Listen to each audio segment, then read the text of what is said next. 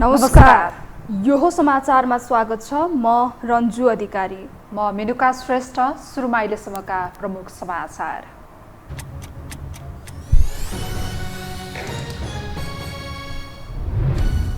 नेपाली कांग्रेसद्वारा आम निर्वाचनका लागि तयार पारिएको घोषणापत्र स्वीकृत। 5 वर्ष आफ्नै नेतृत्वमा सरकार बनाउने संकल्प। अन्य दलहरू भने पर्ख र हेरको अवस्थामा। निर्वाचन आयोगले कानुन बाहिर गैर उम्मेदवारी खारेज गरेको नेताहरूको आरोप। एकै प्रकृतिको मुद्दामा फरक फरक निर्णय भएको जिकिर। अदालतबाट न्याय पाउने विश्वास। संघीय र प्रदेश सरकार बीच बढ्यो टसल। प्रधानमन्त्रीले जसपाका मन्त्री हटाएपछि मध्य प्रदेशबाट पनि कांग्रेसका 3 मन्त्री हटाइए। तिनै मन्त्रालयको जिम्मेवारी मुख्यमन्त्रीलाई। युद्धको चपेटामा पिल्सिएको युक्रेनलाई चौतर्फी सहयोग। नेदरल्यान्ड्सले दियो $1.5 करोड बराबरको मिसाइल। रुससँग भिड्न बल पुग्ने युक्रेनको विश्वास। र उपराष्ट्रपतिद्वारा 9औं राष्ट्रिय खेलकुदको औपचारिक उद्घाटन। 36 खेलमा 6000 बढी खेलाडीले प्रतिस्पर्धा गर्दै प्रतियोगिताले खेल क्षेत्रलाई नयाँ उचाइमा लाने विश्वास।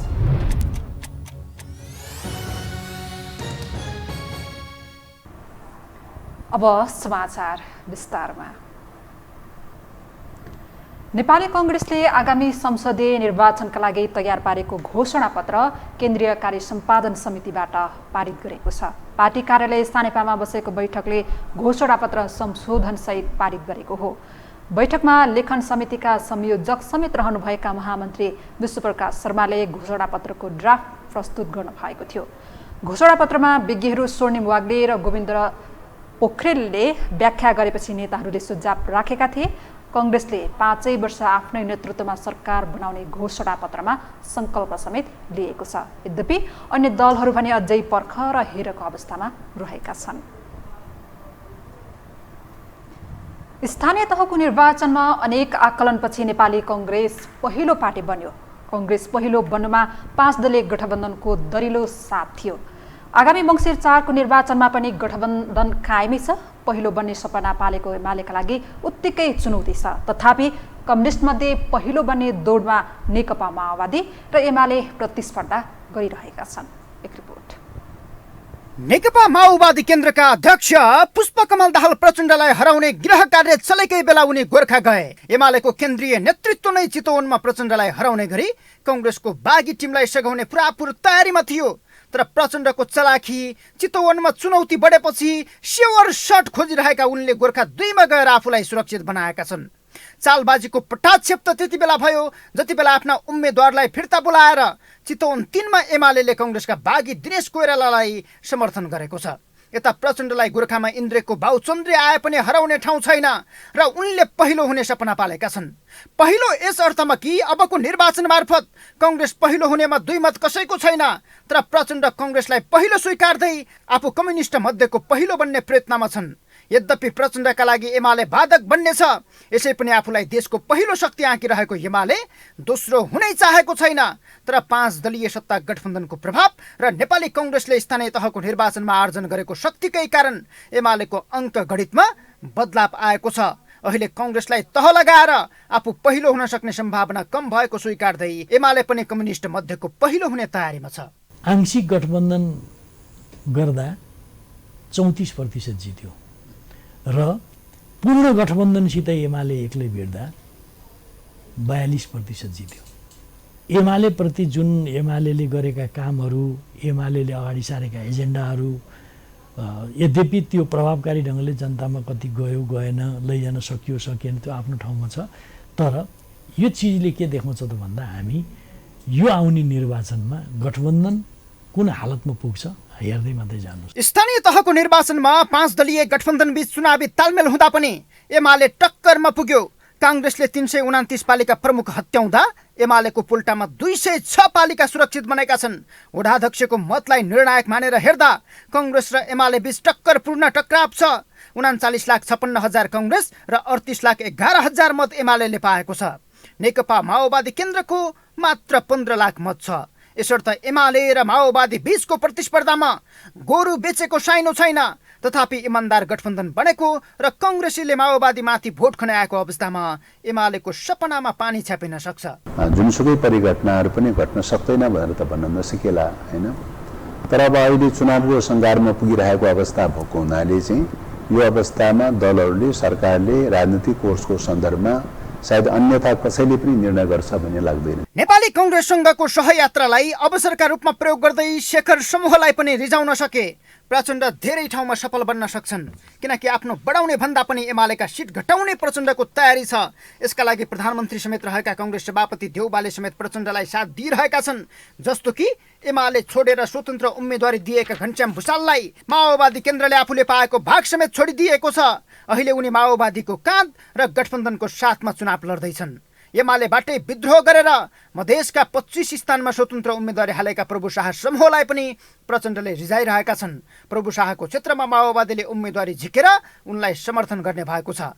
यसलाई आफू जित्ने भन्दा पनि एमालेबाट विद्रोह गरेकालाई साथमा लिँदै एमालेकै सिट घटाउने चाल चलेको स्पष्ट बुझ्न सकिन्छ, किनकि निर्वाचन लगत्तै ओली बाहेकका कम्युनिस्ट बीचको वाम एकता गर्ने र त्यसको नेता आफै बन्ने प्रचण्डको अर्को तयारी पनि छ। कमरेड प्रचण्डको गृह जिल्ला चितवन होइन, उहाँ पहिले कहाँबाट लड्नुभएको, पहिले चुनाव भने संविधान सभा कहाँ लड्नुभएको थियो। अहिले गर्दा गर्दा कसैले सोच्नुभएको थियो, तपाईँले एक हप्ता अगाडि सोध्नुभएको थियो कमरेड प्रचण्ड कहाँबाट लड्दै हुनुहुन्छ, गोर्खा लड्दै हुनुहुन्छ, गोर्खा 2 नम्बर क्षेत्र दरबन्दी लड्दै हुनुहुन्छ भनेर सोध्नुभएको थियो। त्यहाँ फुलमाला पहिरिएर नारायण काजी श्रेष्ठ र बाबुरामजी गएर दर्ता गर्नुभयो भनेपछि यो चमत्कारिताको विषयमा त्यति सहज आङ्कन नगरौँ। तर सम्भावना चाहिँ के हुन्छ भन्दाखेरिमा मतका कारणले तपाईँले एउटा के बुझिदिनुहोस् भने तपाईँको दर्शकले के बुझिदिनु पर्यो, समानुपातिक मतले निकै एमालेको सिट बढ्ता हुने सम्भावना बढी छ। अहिलेको निर्वाचन कम्युनिस्ट विरुद्ध कम्युनिस्ट बनेको छ। माओवादी सहित नेकपा एकीकृत समाजवादी र जनमोर्चाहरू एकातिर उभिएका बेला एमाले अर्को कित्तामा छ। एमालेबाटै छुट्टिएको समाजवादी स्थापित हुनका लागि एमाले कमजोर बन्नुपर्छ। निर्वाचनकै मुखमा एमाले भित्रको विद्रोहबाट उनीहरू थप हौसिएका छन्। यता निर्वाचनकै मुखमा जसपा एमालेतिर ढल्किए पनि विचार नमिल्ने राप्रपासँग पनि एमालेको तालमेल चलिरहेको छ।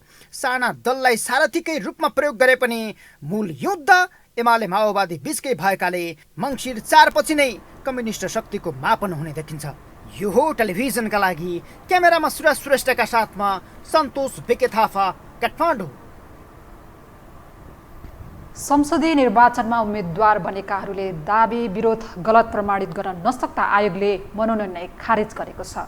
ठुला दलका शीर्ष नेतादेखि स्वतन्त्र उम्मेद्वारको समेत उम्मेदवारी खारेज भएपछि निर्वाचन आयोग विवादमा तानिएको छ भने उम्मेद्वारहरू आयोगलाई दबाब दिन सक्रिय भएका छन्। एक रिपोर्ट। टिकापुर घटनामा दोषी ठहर भएपछि जेल जीवन बिताइरहेका रेशम चौधरी भूमिगत भएरै 2074 को संसदीय निर्वाचनमा जित हासिल गरे।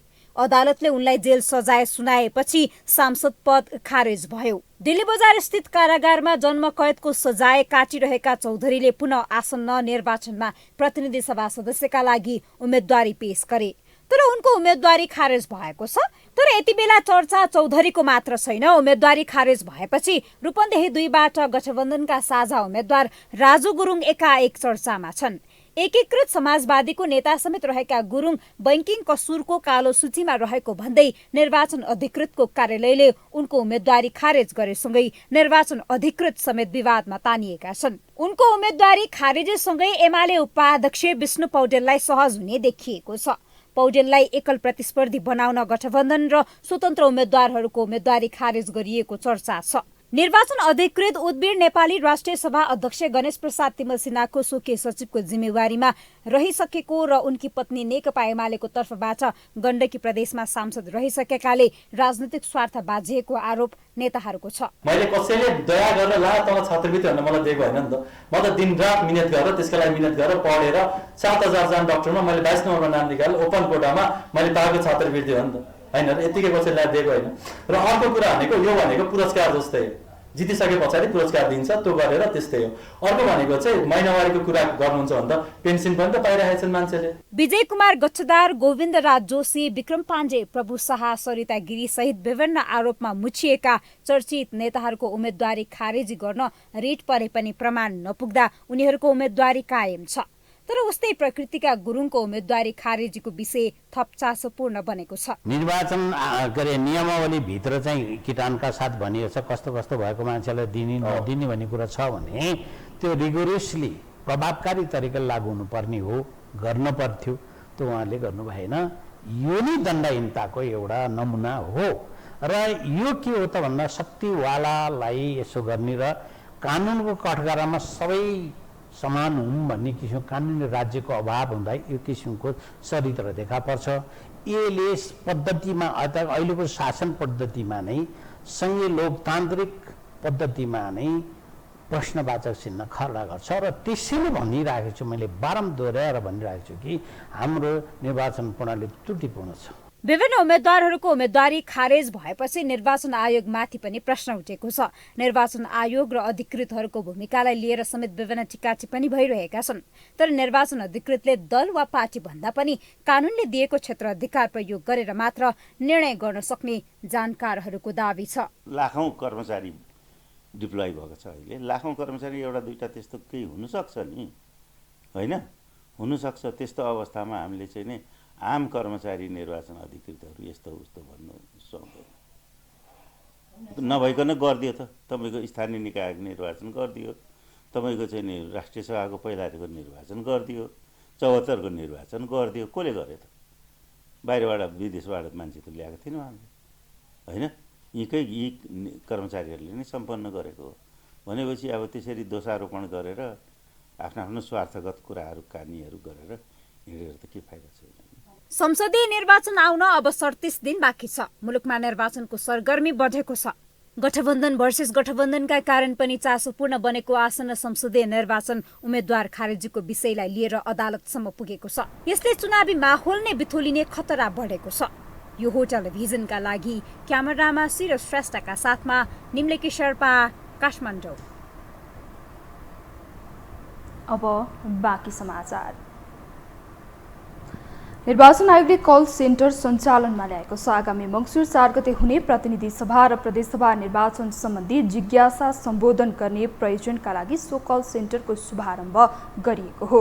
कल सेन्टरबाट सेवा लिनका लागि निःशुल्क 1102 टोल फ्री नम्बरको पनि व्यवस्था गरिएको छ। शुक्रबार आयोगको कार्यालय कान्ति पथमा प्रमुख निर्वाचन आयुक्त दिनेश कुमार थपलियाले कल सेन्टर र ई बुलेटिन सेवाको उद्घाटन गर्दै त्यसबाट भरपूर लाभ लिनका लागि सबैलाई आग्रह गर्नुभयो।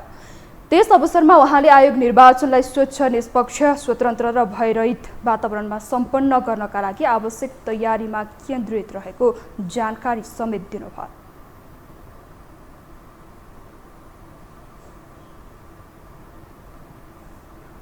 निर्वाचनलाई स्वच्छ, स्वतन्त्र, निष्पक्ष ढङ्गले सम्पन्न गर्नको निम्ति, भयरहित वातावरणमा सम्पन्न गर्नको निम्ति सबै सरोकारवालाहरूसँग आवश्यक साझेदारी सहकार्य गर्दै यो निर्वाचनप्रति आम मतदाताको एउटा उपयुक्त एउटा सहभागिताको वातावरण तयार गर्न र साँच्चै नै मर्यादित ढङ्गले निर्वाचन सम्पन्न गर्न पर्ने सबै कार्यहरू गर्नको निम्ति केन्द्रित भएका छौँ। कल सेन्टरमा निर्वाचन सम्बन्धी सबै जिज्ञासाहरू सम्बोधन हुने गरी आवश्यक जनशक्तिको पनि व्यवस्थापन गरिएको निर्वाचन आयोगले जनाएको छ। गठबन्धन बनाएर चुनावी भिडन्तमा लागेका दलहरू यति बेला प्रचार प्रसारमा छन्। सिद्धान्त र विचार नमिले पनि सत्ता प्राप्तिलाई पहिलो प्राथमिकतामा राखेका उनीहरू यति बेला केवल अङ्कगणितीय दृष्टिमा बलियो बन्ने खेलमा छन्। तर प्रमुख प्रतिपक्षी दल नेकपा एमाले भने साना दलहरूको सहकार्य मार्फत नै गठबन्धनलाई हार चखाउने योजनामा छ। एक रिपोर्ट। सत्ता यात्रा र अङ्कगणितीय सफलतालाई मुख्य उद्देश्य बनाएर चुनावी मैदानमा होमिएका दलहरू चुनाव प्रचार प्रसारमा युद्ध स्तरमा लागि परेका छन्। कांग्रेस नेतृत्वको सत्ता गठबन्धन र एमाले नेतृत्वको विपक्षी गठबन्धन बीच प्रतिस्पर्धा हुने देखिए पनि निर्वाचनमा राष्ट्रिय एजेन्डा भने ओझेलमा परेका छन्। निर्वाचन मार्फत प्राप्त मतका आधारमा सङ्घ र 7वटै प्रदेशमा नयाँ सरकार बन्नेछन्। भावी सरकारको जोडघटाउका लागि दलहरू अस्वाभाविक गठबन्धन कसिलो बनाउनेतर्फ केन्द्रित छन्। वाम लोकतान्त्रिक गठबन्धन भनिएको सत्ता गठबन्धन गठबन्धनलाई लोभी पापी गठबन्धन भन्ने एमाले समेत अहिले आफै गठबन्धन मार्फत निर्वाचनमा होमिएको छ। एमाले अध्यक्ष केपी शर्मा ओलीले विचार नै नमिल्ने राप्रपासँग तालमेल गर्नु, परिवार दलका अध्यक्षलाई नै समानुपातिकमा राख्ने जस्ता अलोकतान्त्रिक काममा अघि बढेका छन्। पार्टीभित्रै तीव्र असन्तुष्टि हुने गरी अध्यक्षको तजबिजमा टिकट वितरण, ठेकेदार, व्यवसायी र विभिन्न मुद्दामा आरोपीसम्मका हातमा टिकट सुम्पिने तथा टिकटमा नवप्रवेशीलाई प्राथमिकता लगायतका रणनीतिले दलहरू बहुमत प्राप्ति नै मुख्य उद्देश्य बनाएको देखिन्छ।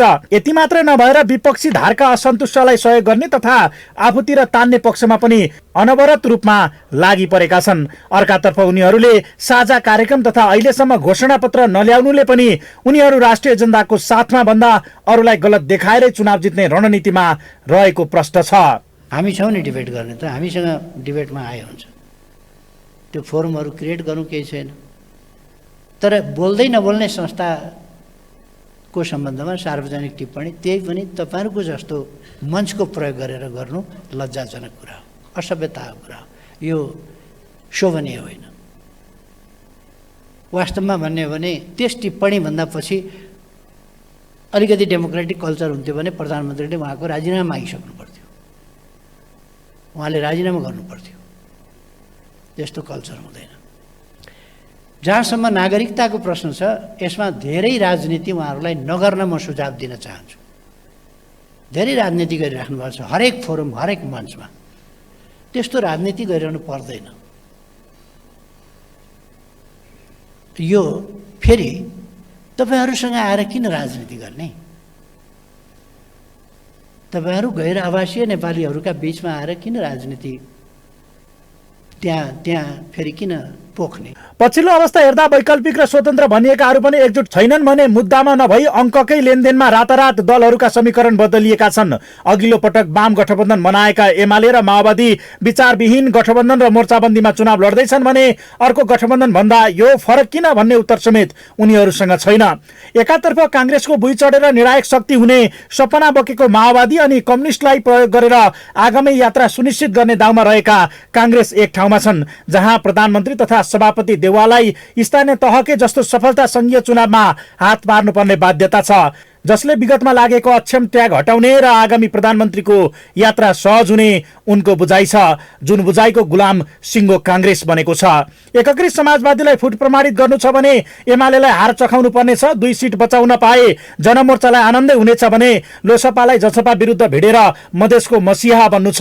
केवल यही दलगत स्वार्थ पूर्तिमा चुनावी मैदानमा होमिएका उनीहरू शीर्ष नेताहरूको भने जित सुनिश्चित गर्ने अवस्थाकै वातावरण बनाएर अघि बढेका छन्। व्यवस्थाको रक्षा र राष्ट्रियताको सुरक्षाका निम्ति बनेको गठबन्धन, त्यसैले हामी यो संविधानको कार्यान्वयन गर्ने एउटा महत्त्वपूर्ण प्रक्रिया हो निर्वाचन। त्यसैले त्यही प्रक्रियालाई नै हामीले हाम्रो संविधानलाई बलियो बनाउने, व्यवस्थालाई बलियो बनाउने, राष्ट्रियतालाई अझ सुदृढ गर्ने उद्देश्यले चाहिँ गठबन्धनबाट हामी निर्वाचनमा जाँदैछौँ। सिद्धान्तगत ध्रुवीकरण भन्दा खिचडी अवस्थामा दलहरू चुनावमा होमिए पनि यो प्रतिस्पर्धामा मुख्य प्रतिस्पर्धा गठबन्धन र एमाले बीच नै हुने देखिन्छ। उनीहरूकै आडमा शक्ति आर्जन गर्न कतिको सफल हुन्छन् यसै भन्न सकिने अवस्था छैन। अर्कातर्फ परम्परागत शक्तिको विरोध गर्ने तर साझा धारणा बनाउन नसक्ने नयाँ पार्टीका र स्वतन्त्र उम्मेद्वारले पनि यी दुई शक्तिलाई टक्कर नै दिइहाल्ने सम्भावना न्यून छ।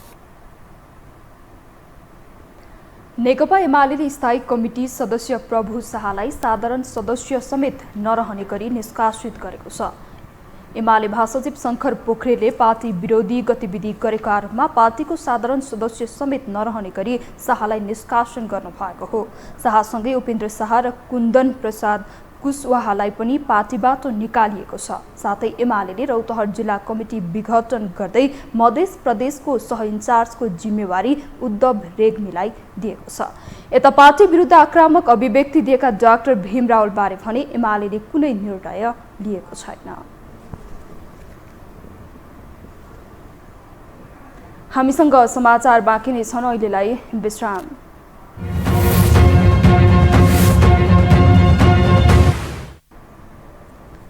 विश्रामपछि स्वागत छ। अब बाँकी समाचार। मध्य प्रदेशका मुख्यमन्त्री लालबाबु राउतले नेपाली कांग्रेसबाट मन्त्री बनेका 3 जनालाई पदबाट बर्खास्त गर्नुभएको छ। प्रधानमन्त्री शेरबहादुर देउवाले सङ्घीय मन्त्री परिषदबाट जसपाका मन्त्रीलाई बर्खास्त गरेपछि राउतले पनि मधेस सरकारको मन्त्री परिषदबाट नेपाली कङ्ग्रेसका 3 मन्त्रीलाई बर्खास्त गर्नुभएको हो। कङ्ग्रेसबाट मधेस प्रदेश सरकारमा भौतिक पूर्वाधार विकास मन्त्री रामसरोज यादव, खानेपानी तथा ऊर्जा विकास मन्त्री ओमप्रकाश शर्मा, महिला बालबालिका युवा तथा खेलकुद मन्त्री वीरेन्द्र प्रसाद सिंह रहनु भएको थियो। ती मन्त्रालयहरूको जिम्मेवारी अब मुख्यमन्त्री राउतले नै सम्हाल्ने हुनु भएको छ।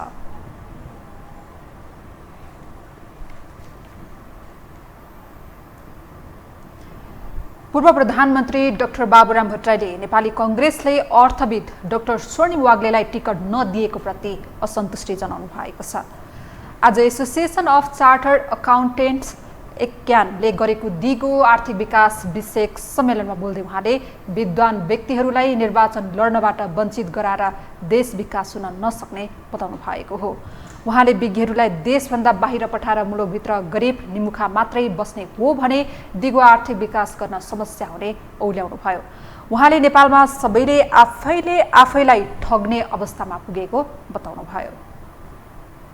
यो देश भनेका यहाँका गरिब निमुखा कतै केही गर्न नसक्ने मात्रै बस्ने यस्तै हो भने यो देश कहिले पनि बन्दैन। तर मलाई विश्वास छ बन्छ, बनाउनु पर्छ। उहाँले समयको व्यवस्थापन गर्न नसकेसम्म देशको समृद्धि नहुने भन्दै आर्थिक विकास र मुलुकमा उत्पादन बढाएर दिगो विकास गर्नु आवश्यक रहेको बताउनु भयो। यसैबीच सोही कार्यक्रममा नेपाली कङ्ग्रेसका केन्द्रीय सदस्य एवं उद्योगपति विनोद चौधरीले स्वदेशमै रोजगारी सृजना गर्न आफूले उम्मेदवारी दिएको बताउनु भएको छ। उहाँले आगामी मङ्सिर 4 गते हुने निर्वाचनमा आफूलाई भोट हालेर युवाहरूको समस्या समाधानमा सहयोग गर्न आग्रह गर्नुभएको हो।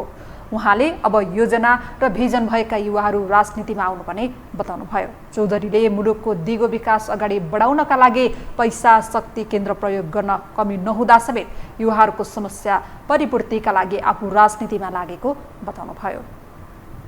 पनि चाहिएको छैन होइन, शक्तिको पनि धेरै नजिक बसेर शक्ति पनि प्रयोग गरेर बसेको छु एज अ व्यक्ति, एज अ पर्सन होइन। म आएको भनेको त्यही आँखाहरूलाई मैले सकेँ भने पनि टाउको उठाएर म जवाब दिन्छु, टाउको सकिनँ भने पनि उनीहरूले मलाई कमसेकम कि यो मान्छेले अन्तिम प्रयास गर्यो, उनीहरूको सपनालाई, उनीहरूले देखेको, उनीहरूको चाहिँ नि त्यो एउटा लुकेको त्यो भित्रको उनीहरूको चाहिँ नि त्यो भनौँ न एउटा स्ट्रगललाई, एउटा मानसिक स्ट्रगललाई एउटा राम्रो न्यूनतम यहाँका नेपाली जनताले धेरै कुराहरू खोजेका छैनन्।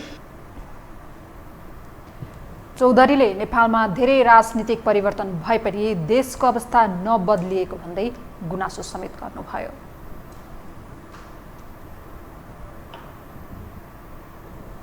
अब बाँकी समाचार। सरकारले प्राध्यापक डाक्टर गोविन्द केसीसँग भएको सहमति अनुमोदन गरी कार्यान्वयन गर्ने निर्णय गरेको छ। शुक्रबार मन्त्री परिषद बैठकका निर्णय सुनाउँदै सरकारका प्रवक्ता एवं सञ्चार तथा सूचना प्रविधि मन्त्री ज्ञानेन्द्र बहादुर कार्कीले सरकारले डाक्टर केसीसँग गरेको सहमति अनुमोदन गरी कार्यान्वयन गर्ने निर्णय गरेको जानकारी दिनुभयो। यस्तै सरकारले विदेशी लगानीको न्यूनतम सीमा प्रति विदेशी लगानीकर्ता 2 करोड रुपियाँ तोक्ने निर्णय गरेको छ। प्रविधि हस्तान्तरण ऐन 2075 को दफा 3 को उपदफा 3 ले दिएको अधिकार प्रयोग गरी विदेशी लगानीको न्यूनतम सीमा प्रति विदेशी लगानीकर्ता 2 करोड रुपियाँ विदेशी लगानीकर्ता 2 करोड रुपियाँ तोक्ने। सरकारले नेपाली सैनिक हवाई सेवा पाइलट समूहका प्रमुख सेनानी सुभाष खड्का समेत 4 पाइलटलाई महासेनानी दर्जा बढुवा गरी पदस्थापन गर्ने निर्णय पनि गरेको छ। आम निर्वाचनका लागि उम्मेदवारहरूको सुनिश्चित भएसँगै देशभर चुनावी माहौल बढेको छ। उदयपुर पनि यसबाट अछुत्तो छैन, जहाँ मुख्य गरी नेकपा एमाले र सत्ता गठबन्धन बीच नै प्रतिस्पर्धा हुने देखिन्छ। एक रिपोर्ट।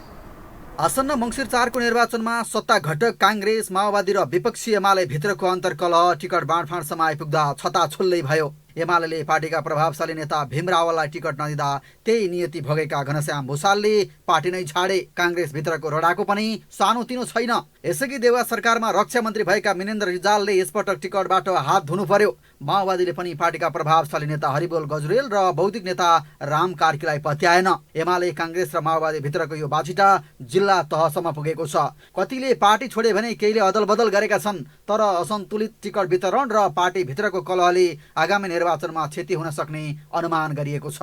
अन्ततः लामो रसाकसीपछि उदयपुरमा एमाले काङ्ग्रेस र माओवादीले छिटपुट बाहेक पुरानै अनुहार दोहोर्याएका छन्। क्षेत्र नम्बर 1 मा काङ्ग्रेसले प्रतिनिधि सभामा डाक्टर नारायण खड्कालाई अघि सारेको छ भने एमाले जिल्ला इन्चार्ज तथा पोलिट ब्युरो सदस्य मन्जु चौधरीलाई टिकट दिएको छ।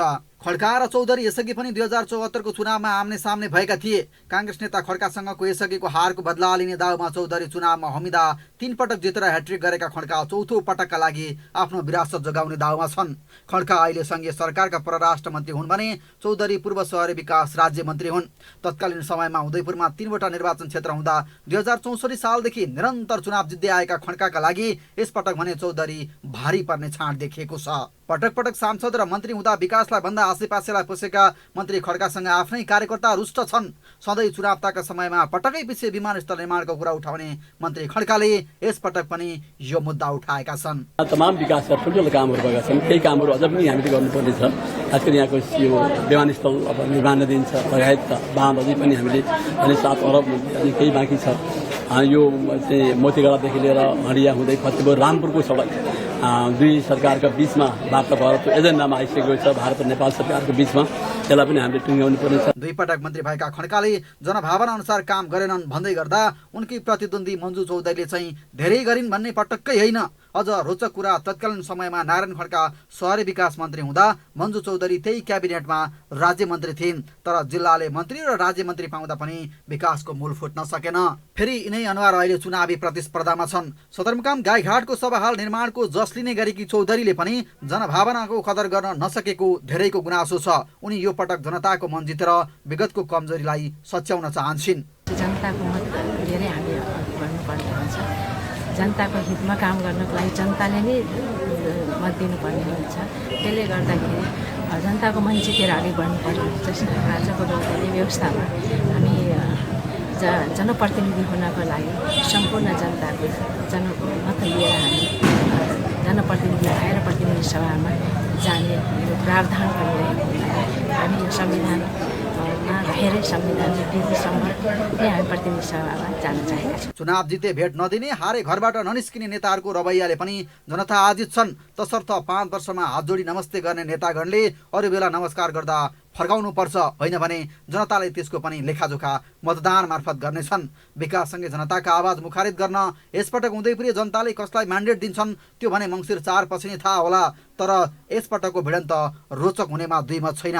त्यस्तै उदयपुर क्षेत्र नम्बर 2 मा प्रत्यक्षतर्फ एमाले अमर रायमाझीलाई उठाएको छ। उनीसँग यसअघि एमालेमा हुँदाका सहपाठी गठबन्धनका उम्मेद्वार जगन्नाथ खतिवडाको चुनावी भिडन्त हुने पक्का भएको छ। खतिवडा नेकपा एकीकृत समाजवादीका नेता हुन्। प्रदेशतर्फ क्षेत्र नम्बर 1 क मा एमाले कुशल बाबु बस्नेतलाई अघि सारेको छ। उनको गठबन्धनका उम्मेद्वार राजन किरातीसँग चुनावी भिडन्त हुनेछ। त्यस्तै 1 को ख मा एमालेका ईश्वरमणि राउतको काङ्ग्रेस नेता हिमाल कार्कीसँग भिडन्त हुने भएको छ। कार्की हाल प्रदेश नम्बर 1 का भौतिक पूर्वाधार तथा शहरी विकास मन्त्री हुन्। त्यस्तै क्षेत्र नम्बर 2 क मा गठबन्धनका नारायण बुर्जा मगरसँग एमालेका देवराज राईको प्रतिस्पर्धा हुने भएको छ। ख मा भने एमाले युवा नेता जीवनाथ दाललाई अघि सारेको छ। उनको काङ्ग्रेसका रामकुमार खत्रीसँग प्रतिस्पर्धा हुँदैछ। हामीसँग अन्तर्राष्ट्रिय र खेल समाचार बाँकी नै छन्। अहिलेलाई विश्राम।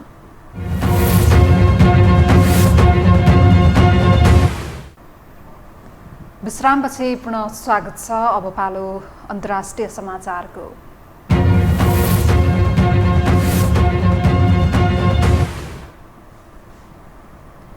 नेदरल्यान्ड्सले युक्रेनको हवाई प्रतिरक्षाका लागि करिब $1.5 करोड बराबरको मिसाइल पठाउने निर्णय गरेको छ। नेटोले युक्रेनलाई आवश्यक सैन्य सहयोग गर्ने निर्णय गरे लगत्तै नेदरल्यान्ड्सले पनि सो निर्णय गरेको हो। नेदरल्यान्ड्सपछि फ्रान्स र क्यानाडाले पनि युक्रेनलाई तत्काल सहयोग गर्ने बताएका छन्। सहयोगका हातहरू फैलिएपछि युक्रेनी राष्ट्रपति भ्लोदिमिर जेलेन्स्कीले कृतज्ञता समेत व्यक्त गरेका छन्। अब पालो खेल समाचारको।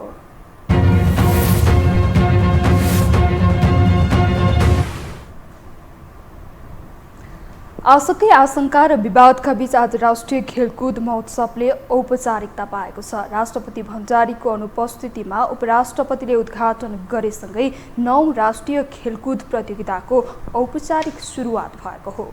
एक रिपोर्ट। विभिन्न आशंकाका बीच शुक्रबारदेखि 9औं वृहत राष्ट्रिय खेलकुद महोत्सव औपचारिक रूपमा नै सुरु भएको छ। उपराष्ट्रपति नन्दकिशोर पुनले घोषणा गरेसँगै गण्डकी प्रदेशको कास्कीस्थित पोखरा रङशालामा विशेष समारोहका बीच खेलकुद कुम्भ मेलाको उद्घाटन भएको हो। विगतका वर्षहरूमा राष्ट्र प्रमुखले उद्घाटन गर्ने परम्परा रहे पनि यसपटक राष्ट्रपति विद्यादेवी भण्डारी अस्वस्थ भएका कारण उपराष्ट्रपति पुनले समारोहका उद्घाटन गरेका हुन्। 39 वर्षपछि गण्डकीमा फर्किएको 9औं राष्ट्रिय खेलकुदमा ओलम्पियन टिकाबहादुर बोगटीले ओलम्पिक फ्लेम प्रज्वलन गरेका थिए। 36 खेलका इभेन्टमा 404 स्वर्ण र सोही अनुरूप रजत र 600 कांस्य पदकका लागि प्रतिस्पर्धा हुने नेपाली खेलकुदको सबैभन्दा ठूलो खेल महोत्सवमा कुल 6157 खेलाडीले सहभागिता जनाएका छन्। प्रतियोगितालाई सम्पन्न गर्ने मात्र उद्देश्य भन्दा पनि यसले नेपाली खेलकुद र खेलाडीलाई नयाँ उचाइमा लाने विश्वास राष्ट्रिय खेलकुद परिषदले लिएको छ। नेपाली खेलकुदले 9 राष्ट्रिय संस्करण मात्र सम्पन्न गर्ने कुरा होइन, यसलाई एउटा नयाँ मोडल, नयाँ मूल्य, नयाँ मान्यताहरू सहित एउटा 9 राष्ट्रिय खेलकुद भएको कुराको इतिहासमा यसको रोशन हुनेछ। तेस्रो कुरा, नेपाली खेलकुद पछिल्लो समय खास गरिकन यसका घरेलु प्रतियोगिताहरू बेलैमा नहुने, त्यसपछि राष्ट्रिय टोलीका नियमित प्रशिक्षणहरू नहुने, जसले गर्दा अन्तर्राष्ट्रिय हाम्रा प्रदर्शनहरूमा फितलोपन जो थियो त्यसलाई एउटा ठुलो मैले भनेको छु एउटा रिभोल्युसन हैन, इन्टरनेसनल एरियामा नेपाली नेसनल टिमको प्रदर्शनमा एउटा ठुलो सुधार गर्ने गरी हामीले साँच्चीकै त्यस्ता क्षमतावान खेलाडीहरू 9 राष्ट्रिय खेलकुदले हामीले प्राप्त गर्नेछौँ। 7 प्रदेशका साथै 3 विभागीय टोलीहरू, नेपाली सेनाको Tribhuvan army club, Nepal police club तथा सशस्त्र प्रहरी बलको एपीएफ सँगै अघिल्लो संस्करणदेखि थपिएको गैर आवासीय नेपाली सङ्घ एनआरएनको टोली गरी 11 टोलीले 9औं राष्ट्रिय खेलकुदमा सहभागी छन्। आधुनिक प्रविधिको उच्चतम प्रयोग गर्ने क्रममा विशेष खालको लेजर लाइटको प्रस्तुतिसँगै नेपाली सेना, नेपाल प्रहरी र सशस्त्र प्रहरी बलको संयुक्त टोलीले ब्यान्डका साथै अन्य विभिन्न प्रदर्शनहरू गरेका थिए। त्यस्तै व्यावसायिक कलाकारको प्रस्तुतिमा स्थानीय 19 विद्यालयका विद्यार्थीहरूले पनि साथ दिए। सबै प्रदेशको संस्कृति झल्कने प्रस्तुति दिएको 9औं राष्ट्रिय खेलकुदलाई नेपाल सरकारले 80 करोड बजेट छुट्याएको छ, जसमा उद्घाटन समारोहमा मात्रै 3 करोड खर्च गर्ने राखेपको पूर्व आकलन थियो। राखेपको तत्कालीन सदस्य सचिव शरद चन्द्र शाहको अग्रसरतामा 2038 सालमा राष्ट्रिय खेलकुदले उदाउने मौका पाएको थियो। प्रत्येक 2 वर्षमा प्रतियोगिता गर्ने भनिए पनि राजनीतिक अस्थिरता, व्यक्तिगत स्वार्थ र बीचमा विविध कारणले गर्दा त्यो सम्भव हुन पनि सकेको छैन। परिणामतः 4 दशक भइसक्दा पनि बल्ल 9औं संस्करण हुँदैछ। अहिले भइरहेको प्रतियोगिता पनि 2077 सालमा नै भइसक्नुपर्ने थियो। प्रत्येक 2 वर्षमा सञ्चालन गर्ने यस प्रकारको राष्ट्रिय प्रतियोगिता 2075 सालमा नेपालगञ्जमा सम्पन्न 8औं राष्ट्रिय खेलकुद प्रतियोगिता पश्चात करिब 2077 सालमा हुनुपर्ने 9औं राष्ट्रिय खेलकुद प्रतियोगिता विश्वव्यापी कोरोना महामारीको कारण यो समयमा गण्डकी प्रदेशको राजधानी सुन्दर प्रकृति नगरीमा गर्ने अवसर प्राप्त भएको छ। यसअघि कोभिड-19 महामारी तथा वैशाखमा सम्पन्न स्थानीय निकायको निर्वाचनको बहानामा थुप्रै पटकसम्म सरेको प्रतियोगिता यसपालि पनि त्यस्तै बहानाका कारण समयमा नहुने आशंका थियो। आशंकाका बीच भए पनि उद्घाटन सत्र भने सम्पन्न भएको छ। यद्यपि प्रतियोगिता भने सुरुवातमै विवादित बन्न पुग्यो। बिहिबार पुरुष फुटबलमा एनआरएनले नेपाली राष्ट्रिय फुटबल खेलाडीलाई सहभागी गराएपछि उद्घाटन खेल्ने झन्डै 1.5 घण्टा ढिलो गरी सुरु भएको थियो। प्रदेश 1ले एनआरएनको टिममा गैर आवासीय नेपाली नै हुनुपर्ने भन्दै चर्को विरोध जनाएको थियो। गण्डकी प्रदेशका 7 जिल्लाका साथै काठमाडौँमा समेत गरी 6 दिनसम्म चल्ने 9औं वृहत राष्ट्रिय खेलकुद महोत्सवको समापन कार्तिक 3 गते पोखरा रङशालामै हुनेछ। यो टेलिभिजनका लागि निरज कोइरालाको रिपोर्ट। यससँगै हामी यो समाचारको अन्त्यमा आइपुगेका छौँ। बिदा हुनु अघि प्रमुख समाचार पुनः एकपटक।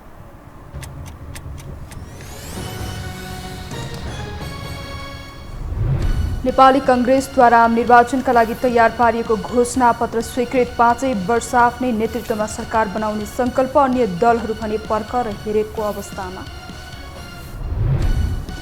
निर्वाचन आयोगले कानुन बाहिर गएर उम्मेदवारी खारेज गरेको नेताहरूको आरोप। एकै प्रकृतिको मुद्दामा फरक फरक निर्णय भएको जिकिर, अदालतबाट न्याय पाउने विश्वास। संघीय र प्रदेश सरकार बीच बढे टसल। प्रधानमन्त्रीको जेसपाका मन्त्री हटाएपछि मध्य प्रदेशबाट पनि काङ्ग्रेसका 3 मन्त्री हटाइए। 3 मन्त्रालयको जिम्मेवारी मुख्यमन्त्रीलाई।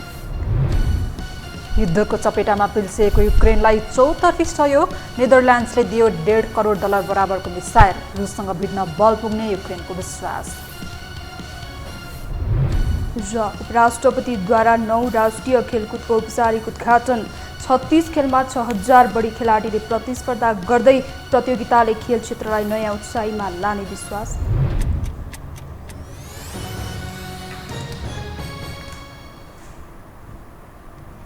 हवस् त यो समाचार सकियो। समाचार बुलेटिनका साथै यो हो टेलिभिजनका सम्पूर्ण कार्यक्रम यो हो टेलिभिजन.com, यो हो खबर.com, युट्युब र फेसबुकमा पनि पढ्न र हेर्न सक्नुहुनेछ। मोबाइलमा यो हो टिभी एप डाउनलोड गरी हामीलाई प्रत्यक्ष हेर्न सक्नुहुनेछ। तथ्यसहितको निष्पक्ष समाचार तथा मनोरञ्जनका लागि हेर्दै रहनुहोला यो हो टेलिभिजन। नमस्कार।